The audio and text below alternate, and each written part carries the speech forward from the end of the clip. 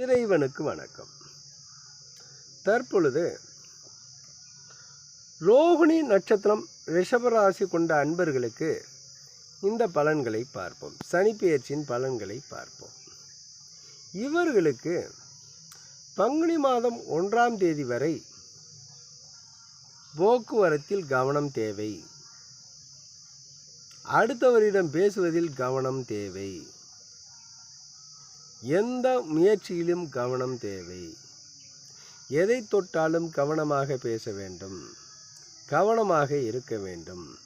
அனைத்து முயற்சிகளிலும் நம்மால் முடியும் என்று சொல்வதை விட ஒருவரை அனுசரித்து போய் அந்த காரியத்தை சாதித்து கொள்வதே சிறப்பான காலகட்டமாகும். இதே போன்று அடிக்கடி நோய்வாய்ப்படக்கூடியவர்களாக இருந்தால் அவர்களுக்கு கிட்னியில் பாதிப்புகள் ஏற்படலாம்.